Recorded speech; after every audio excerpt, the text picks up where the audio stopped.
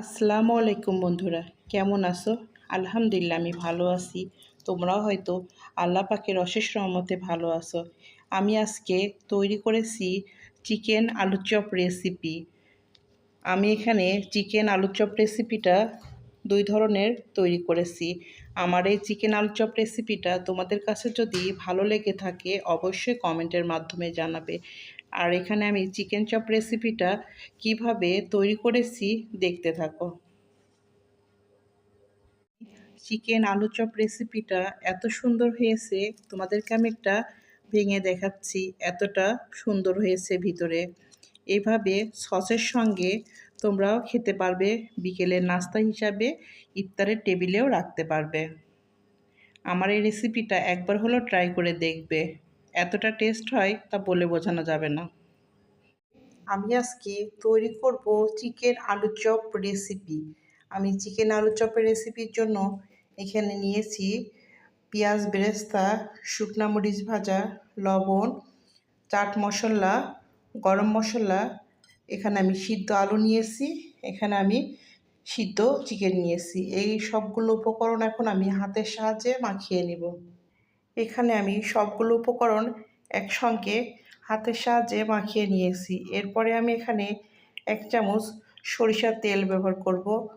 তারপরে আবার তেলটার সঙ্গে আরও কিছুক্ষণ মাখিয়ে নেব।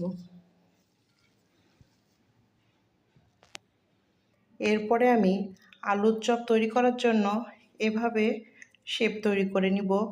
এগুলো তৈরি করে নেওয়ার পরে আমি 10 মিনিটের জন্য ফ্রিজে রেখে দেব।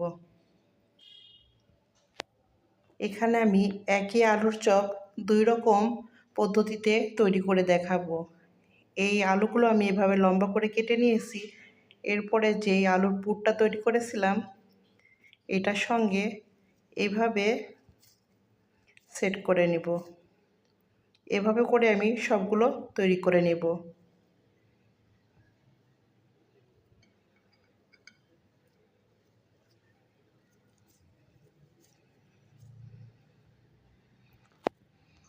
আলুর চপ তৈরি করার জন্য আমি ব্যাটারটা তৈরি করে নেব।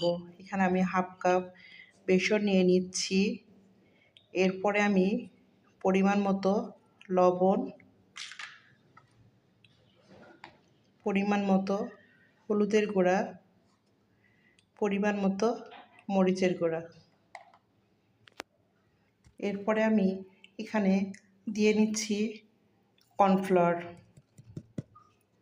এরপরে আমি এখানে পরিমাণ মতো পানি দিয়ে ব্যাটারটা তৈরি করে নেব। এরপরে আমি এখানে পরিমাণ মতো গরম মশলার গুঁড়া ব্যবহার করছি। এখানে আমার ব্যাটারটা তৈরি কমপ্লিট। এরপরে আমি চিকেন আলুর চপ ভেজে নেব। আমি ফ্রাই প্যানটা বসিয়ে দিয়েছি। এরপরে আমি পর্যাপ্ত পরিমাণে তেল দিয়ে নিচ্ছি।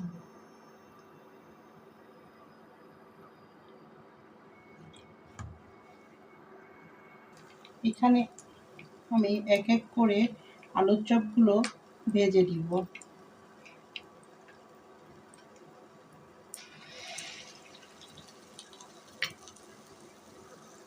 এখানে আলুর চপগুলো এক পাশ ভাজা কমপ্লিট। এরপরে আমি উল্টিয়ে দিব। এভাবে করে আমি ব্রাউন কালার করে সবগুলো আলুর চপ ভেজে নেব। আমার এই রেসিপির সঙ্গে এতক্ষণ পর্যন্ত যারা আছো একটি লাইক দিতে ভুলে গিয়েছো, অবশ্যই একটি লাইক দিয়ে ভিডিওর সঙ্গেই থাকবে। আমি এই আলুর চপগুলো একই প্রসেসিংয়ে ভেজে নিচ্ছি। এইভাবে ইফতারির টেবিলে আলুর চপ রেসিপিটা তৈরি করলে মন্দ হয় না। খুবই অল্প সময়ের মধ্যে অল্প উপকরণে এইভাবে চিকেন আলুর চপ রেসিপিটা তৈরি করে নিতে পারো। এখানে আমার চিকেন আলুর চপ রেসিপিটা কমপ্লিট। আমি পরিবেশন পাত্রে তুলে নিয়েছি। আমার এই রেসিপিটা তোমাদের কাছে যদি ভালো লেগে থাকে তাহলে অবশ্যই আমার চ্যানেলটি সাবস্ক্রাইব করে আমার পাশেই থেকে যাবে। আমার এই রেসিপিটা এতক্ষণ পর্যন্ত যারা দেখছো তাদেরকে অসংখ্য অসংখ্য ধন্যবাদ। অনেক ভালোবাসা রইল তোমাদের জন্য। আল্লাহ হাফেজ। আসসালামু আলাইকুম।